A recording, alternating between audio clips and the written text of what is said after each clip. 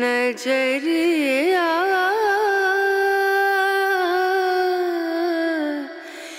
लागे नहीं कहीं ओ नजरिया लागे नहीं कहीं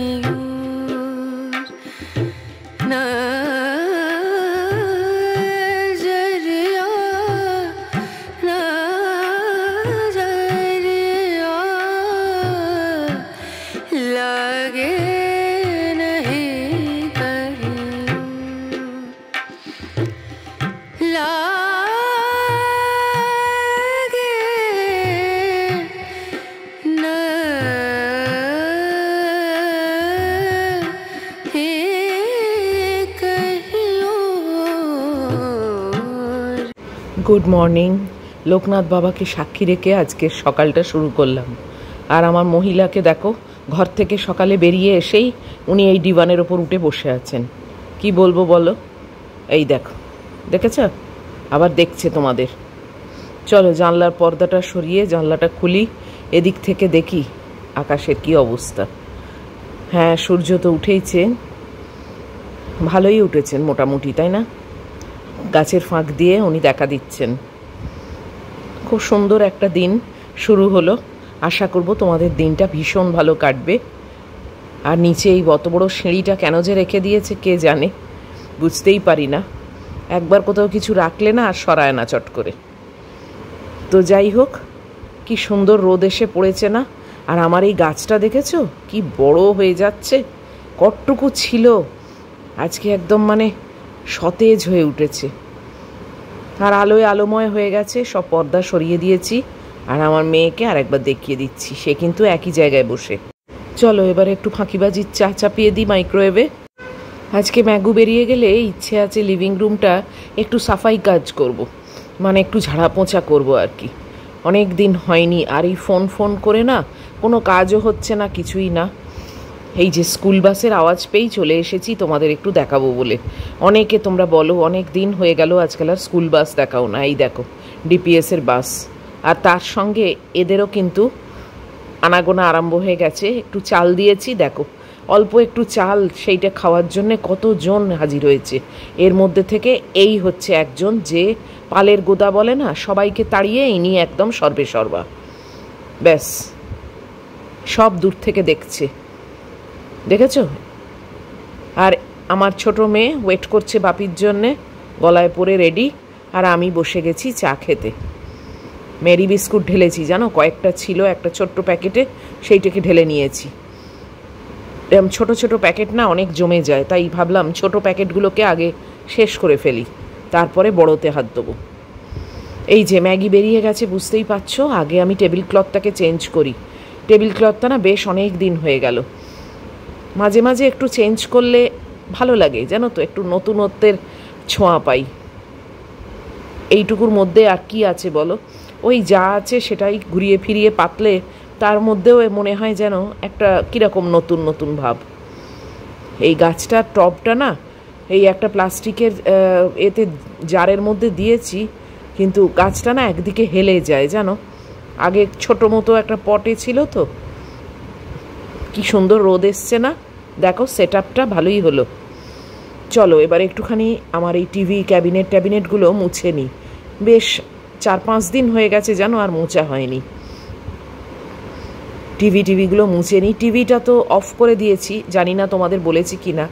গুড্ডি যেদিনে গেছে সেই দিন থেকেই কেবলটা অফ করে দিয়েছি, কেননা আমার না টিভি দেখার একদম নেশা নেই। অনেক বছর হয়ে গেল আমি আর টিভি দেখি না। ওই গুড্ডি দেখতো তখন হয়তো একটু উঁকি ঝুঁকি মারতাম, বাস। তাই জন্যে ফালতু কেন কেবলের টাকা দেবো, কেবলটাকে অফ করে রেখেছি। আবার ও এলে যদি ও বলে তখন আবার ওটা চালু করব। তো এই একটু ওপর ঝেড়ে নিচ্ছি, কেননা বেশি তো কলিন টলিন দিয়ে মোছার এখন টাইম নেই। মহিলা তো মাত্র 30 মিনিটের জন্য আমাকে সময় দেয়, তার মধ্যেই এই সাফাই কাজটা করে নিতে হবে আমায়। একটু ওপর ঝেড়ে নিলেও কিন্তু যথেষ্ট পরিষ্কারই থাকে। তো সেই অভিযানটাই চালিয়েছি আজকে। হয় আর না আজকে একদম মানে মানসিকভাবে নিজেকে প্রস্তুত রেখেই ছিলাম যে ও যেই বেরিয়ে যাবে আমি আর বসবো না। এই দেখো পরিষ্কার করে নিয়েছি। আর একটু ঝুল ঝাড়বো, জানো তো, ঝুল কিছুই নেই, কিন্তু তাও একটুখানি মনে হয় ঝেড়ে নিলে না, যদি হালকা ধুলো টুলো থাকে সেগুলো সব পড়ে যায়। তো আমার এই একটা ঝুল ঝাড়া অনেক বছরের, এটা নাইলনের, এইটা দিয়েই একটুখানি পরিষ্কার করে নিচ্ছি। গুড্ডি আসার আগে সারা বাড়িটাকে অ্যাসিড ওয়াশ করাবো, পর্দাগুলো সব চেঞ্জ করব। গুড্ডি আসবে বলে নয়, পুজো আসার আগে এমনিও আমি সবই করি। গত বছরটা বড্ড ঝড়ঝাপটার মধ্যে দিয়ে গেছে, প্রচুর ডিস্টারবেন্স ছিল মায়ের জন্যে, অনেক কিছুই আমি করতে পারিনি, খুবই ডিস্টার্ব ছিলাম, জানোই তোমরা সবাই। কিন্তু এই বছর আবার সব পরিষ্কার পরিচ্ছন্ন করার প্ল্যানে আছি। আমার বাথরুম পরিষ্কারের যে লোক আছে তাকে অলরেডি বলেই রেখেছি যে পুরো বাড়িটা অ্যাসিড ওয়াশ হবে, মাটিটা একদম চকচকে করে দেয়, জানো তো। তো করব, সব করব, এই সেপ্টেম্বরের শেষের দিকে করব। দেখি গুড্ডির আসার দিনটা কবে হয় মানে অবশ্যই মার কাজের মানে সময়তেই হবে। তো এত ঝুলটুল ঝাড়লাম, তো তাই জন্যে ম্যাগি আসার আগে একটু চট করে ফ্লোরটা ঝাঁট দিয়ে নিচ্ছি। মহিলা তো এসে ব্যাস এই নোংরার ওপরেই বসে পড়বে, তাই জন্যে একটু যা ধুলো টুলো পড়েছে সেগুলো ও আসার আগে ঝেঁটিয়ে নিচ্ছি। আর কিন্তু বেশি টাইম হাতে নেই, মহিলা এবারই এসে পড়বে। এই দেখো বলতে বলতে এসে পড়েছে, জানো, এই দেখো মহিলা এখন পেছন দুলিয়ে দুলিয়ে চললো। এই যে আজকাল আবার বিছনার ওপর উঠে পড়ছে। এখন মুছিয়ে দিচ্ছি গা হাত পা, আজকে চান করাবো মহিলাকে, জানো, শ্যাম্পু করিয়ে একবারে পরিষ্কার করে চান করাবো। এই গলার এটা না মোটে খুলতে চায় না, অনেকে পরতে চায় না, জানো, এ খুলতে চায় না। যাই হোক, মপ করে নিয়েছি, চলে এসেছি বারান্দায়। এবারে কাপড় জামাগুলো শুকোতে দিয়ে দিই, ব্যাস। এই রান্নাঘরে ঢোকার আগে এটাই আমার লাস্ট কাজ।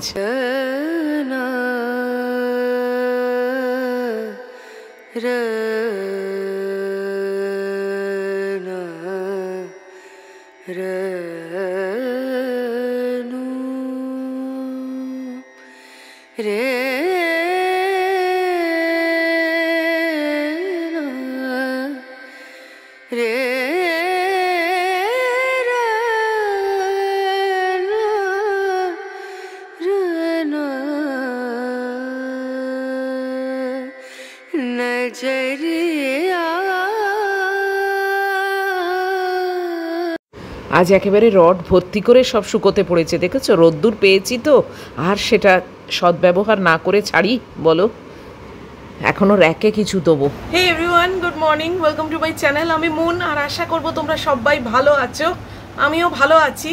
আজকে হচ্ছে 11th of July, আর এখন বাজে 8:15। এই মাত্র কাপড় জামাগুলো শুকোত দেওয়া শেষ করলাম, এখনো পুরো সব কাজ পড়ে। সকাল থেকে আজকে একটু মানে সাফাই কাজে লেগেছিলাম আর কি। আর যেটা খুব ইম্পর্টেন্ট তোমাদেরকে বলবো, যে ফোনের অবস্থা আমার চলছে কোনো মতে, জানো, মানে এখনো কি বলবো, আইসিইউতে আছে আমার ফোন, যা বলতে পারি। কেননা চার্জ নিচ্ছে, বাট খুব স্লো চার্জ নিচ্ছে, এবং প্রত্যেকবারই না আমার একটা আতঙ্ক হয়ে গেছে যে এইবারে আর চার্জ নেবে তো, কেননা সেই গ্যারান্টিটা আমাকে তো দেওয়া হয়নি দোকান থেকে। দোকানে বলেছে যে এরমভাবেই চলুক, যতদিন চলে, তারপরে দেখবেন চার্জ নেওয়া বন্ধ হয়ে গেল, তো তখন আপনাকে ফোনটাকে পাল্টাতে হবে।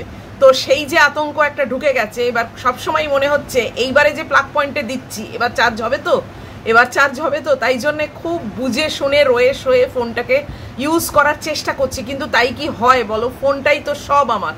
আর ভ্লগ করব, বাট মানে ফোন ইউজ করব না, এরমভাবে তো হয় না। আর কত করণকর্ষি করে ফোনটাকে ইউজ করা যায় বলতে পারো। তার উপরে আমি একটু মানে রিল্যাক্সেশন মানেই হচ্ছে আমার একটু এদিক ওদিক সার্ফিং করা, ইউটিউব দেখা, একটু গুগলে কিছু সার্চ করা। তো কিছুই মানে পারবো না, বা সবসময় মাথায় একটা মানে আতঙ্ক থাকবে, এরমভাবে জানি না কতদিন চালাতে পারবো। চেষ্টায় আছি যে কোনো মতে গুড্ডি আসা অবধি যাতে চালিয়ে দিতে পারি, তাহলে ও এলে ওকে নিয়ে গিয়ে যদি সেরকম হয় অবস্থা একটা ফোন কিনবো। কিন্তু এখন এই মুহূর্তে ফোন কেনার আমার কোনো প্ল্যান নেই, কোনো ইচ্ছেও নেই।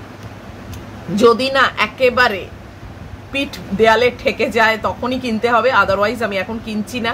এইভাবে জোড়াতাপি দিয়ে দিয়েই কোনো মতে চালানোর চেষ্টা করছি।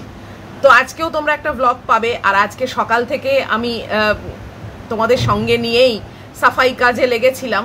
কিছুই হচ্ছে না জানো তো, এই কদিন ধরে শুধু ফোন ফোন ফোন ফোন করে মানে মাথা খারাপ, যে কারণে একটু ধুলোও পড়ে গেছিলো, সেগুলোকে একটু ডাস্টিং করলাম। যদিও ওইটুকু টাইম যে ম্যাগু যতক্ষণ ছিল না ততক্ষণই, সেই টাইমটা বড্ডই কম। তো এই লিভিং রুমের পোর্শনটাই হয়েছে, বাকি আর কিছুই হয়নি। মহিলা এসে গেল দেখলে, আবার একটু একটু করে করব আর কি।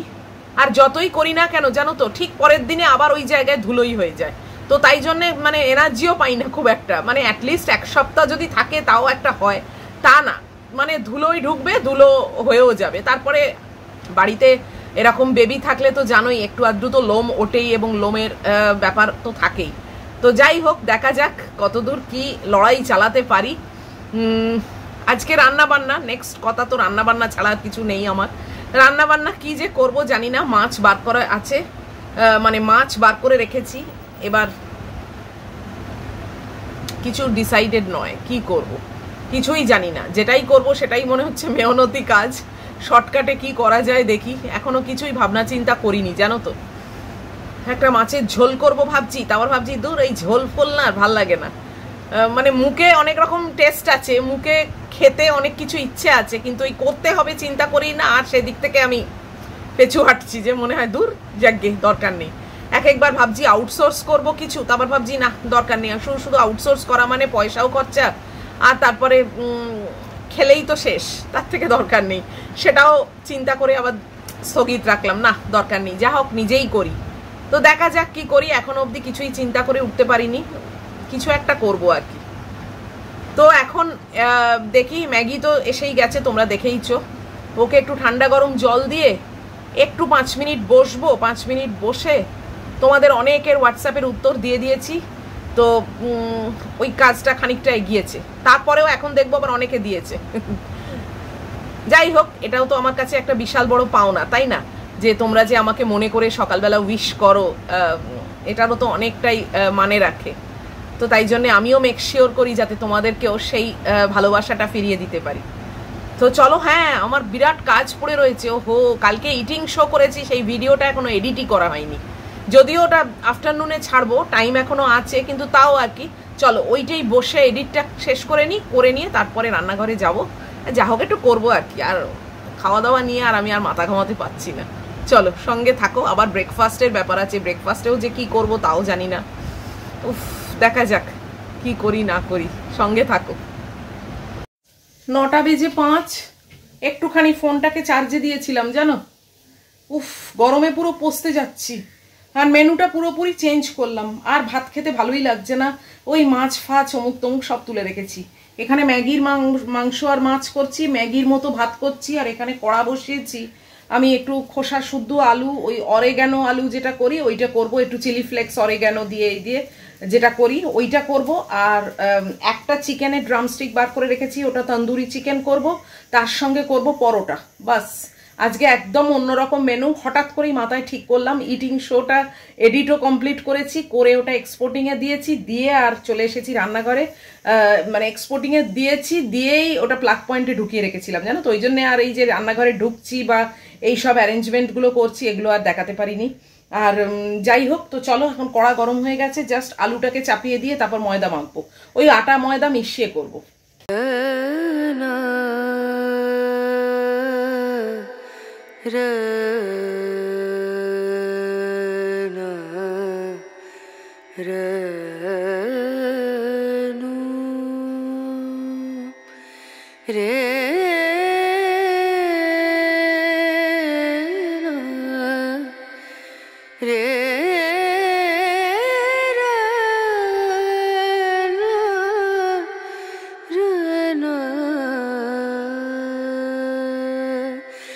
नजरिया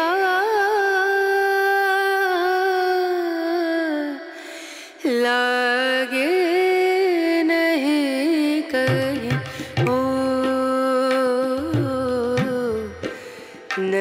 नजरिया लागे नहीं कहीं और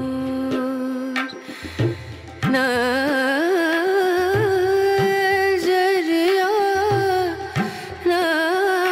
नजरिया लागे नहीं कहीं लागे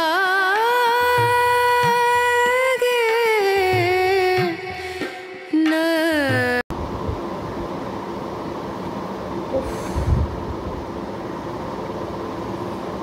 বসে গেছি ব্রেকফাস্ট নিয়ে। এখন দেখলেই কটা বাজে। আর আজকের ব্রেকফাস্ট হচ্ছে অনেক দিন পরে মুড়ি আর মুরগি।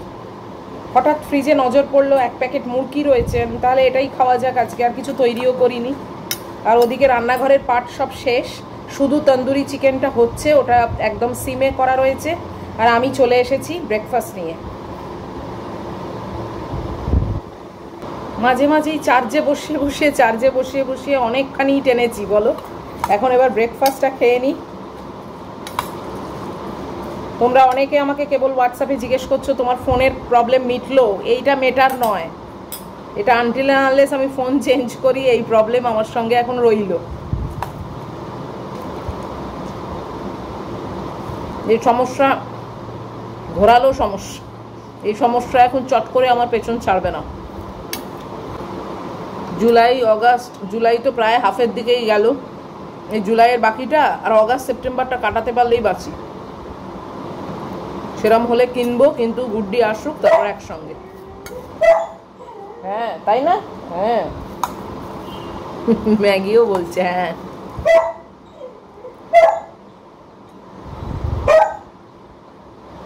চলো খেয়ে নি।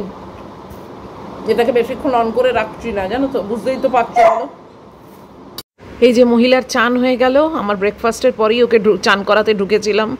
এই যে গাটা ঝেড়ে নিল। আর এই দেখো গা মোছার পর মহিলা ভিজে কাগের মতো বসে আছে।